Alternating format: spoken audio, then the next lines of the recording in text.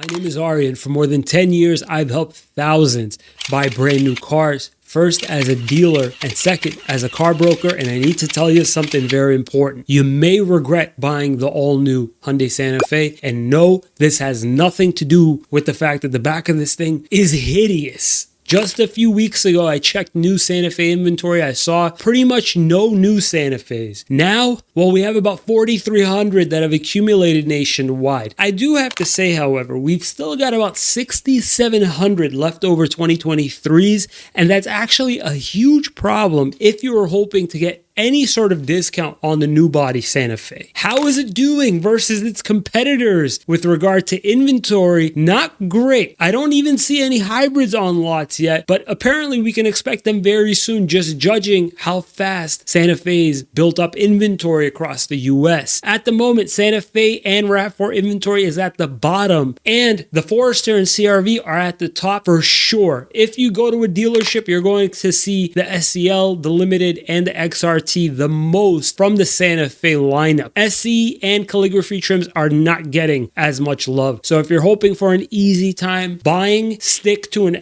SEL. All-wheel drive inventory represents about 66% of the total inventory. One of my favorite channels, Car Confections, Drew and Mason, they actually bought an all-new Santa Fe for their own personal use. And one of the reasons why they bought it is because of the popularity and attention it's been receiving on their channel and YouTube as a whole. They specifically bought the SEL because of the price point and the basic luxury features that are available on it, like leatherette, heated seats, third row, and the smart digital key. I'm focusing on something like this with an MSRP of about $40,545, which really represents the common price tag you're going to see. The dealer is likely to be getting this at invoice. Invoice is what they pay Hyundai for the car. They're likely to be getting it at around 4.8% less than the MSRP, which if you do out the math should come out to roughly around $38,639. How do I find invoice price and the rest of the stuff I'm going to mention in this video?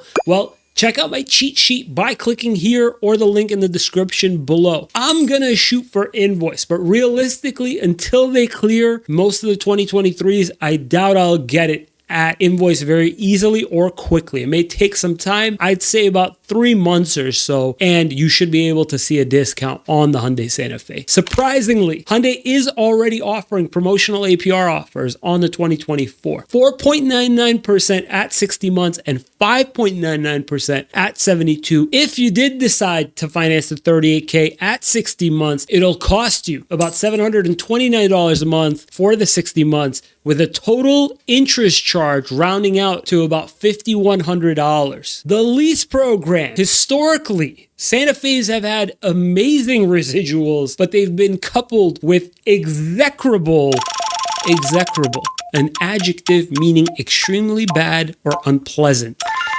Execrable money factors. 66% residual at 36 months and 12,000 miles per year, and a 0.00247 money factor, which is about 5.92% APR. How do I know this?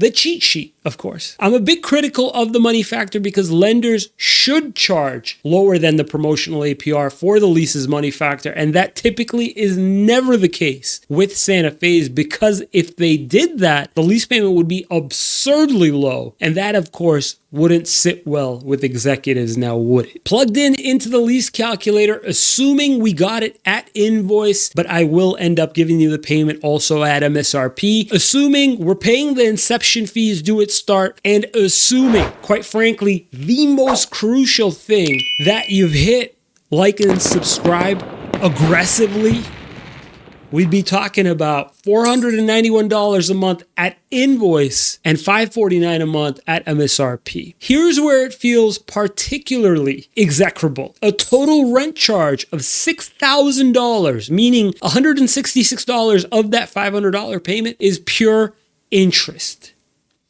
Execrable. Unfortunately, I'm not able to show you the crash test just yet, but hopefully the next time I cover the Santa Fe, we'll have one to show you. Insurance rates on the Santa Fe are considerably higher than its competitors. Insuraviz.com pointed me to an average rate of about $13.90 for new Santa Fe's, yet even the Sorento would likely be about $150 lower on average, and the Highlander about $200 less on average. Again, just estimates, but expect about $3,300 in New York City, $2,900 in LA, and about $2,000 in Boston and Dallas. So going back to Car Confections for a second, I was surprised to find out that they actually had to get their transmission replaced just shortly after getting the Santa Fe, and they made a video talking about this. I'll put a link for that in the description below. If we look at the previous body design, 2023 Santa Fe on Consumer Reports, it came in at a 69. So between that, the news from Car Confections about the training, and not seeing the crash test just yet, I can't say I'm all too confident to recommend the Santa Fe just yet. However, if you're literally getting ready to go to the dealership and there's nothing I can say